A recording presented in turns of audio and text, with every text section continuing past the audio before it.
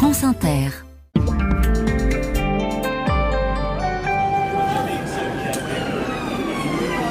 Et nous revoilà à Londres et dans les rues de l'Est de la capitale britannique où un livreur Deliveroo vient de faire un malaise. La vidéo tourne sur les réseaux sociaux depuis une semaine et relance le débat sur leurs conditions de travail. Oui, c'était le 23 février dernier à 22h30. Il faisait à peine 5 degrés. Mohamed perd connaissance au pied d'un immeuble de luxe où il vient de livrer un repas thaïlandais.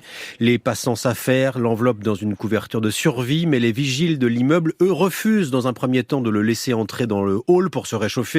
Les clients de leur côté descendent s'enquérir du sort de leur repas, puis remontent dans leur penthouse en enjambant le livreur. Voilà, scène cruelle, filmée, photographiée par un ancien chauffeur Uber devenu syndicaliste et dont les images font scandale sur les réseaux sociaux et dans la presse depuis une semaine. Deliveroo pays him £4 per delivery. It's commission only. Les télés britanniques ne découvrent pas le sujet des livreurs Deliveroo. Les reportages comme ici sont nombreux, mais cette histoire vient raviver ce débat récurrent sur ces travailleurs des temps modernes. Certes, les conditions de travail sont en légère amélioration depuis quelques années, sous la pression d'ailleurs des livreurs et de l'opinion publique, après plusieurs accidents médiatisés.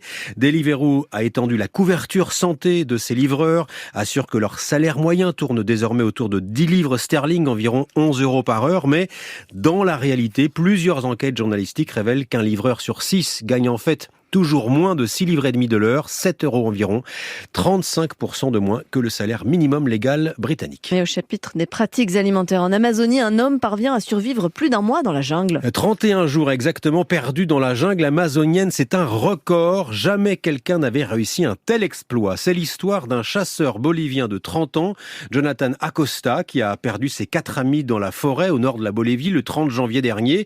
Et afin de survivre, il dit avoir bu de l'eau de pluie recueillie dans ses chaussures et manger des vers et des insectes tout en se cachant des jaguars et des pécaris.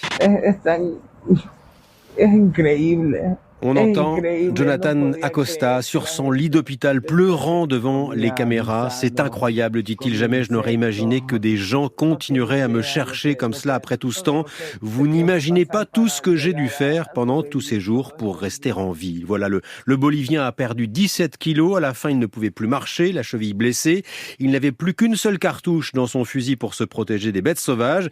C'est un groupe d'amis et d'habitants de la région qui l'a retrouvé. Il jure désormais de ne plus jamais chasser et de se mettre à la musique pour remercier Dieu. Et la Roumanie se lance à son tour dans la course à l'intelligence artificielle. Et c'est sans doute l'une des nombreuses conséquences du succès du très célèbre ChatGPT, ce robot conversationnel américain qui fait des émules dans le monde entier. La Roumanie, qui se veut un peu la Silicon Valley de l'Europe de l'Est, a présenté fièrement hier une première mondiale, un conseiller politique virtuel utilisant l'intelligence artificielle. Donc c'est le Premier ministre en personne qui a lancé le projet en début de Conseil des ministres, montrant de la main un écran d'ordinateur bleu à la presse. Il a présenté Ion, un outil informatique développé par des chercheurs de plusieurs universités roumaines.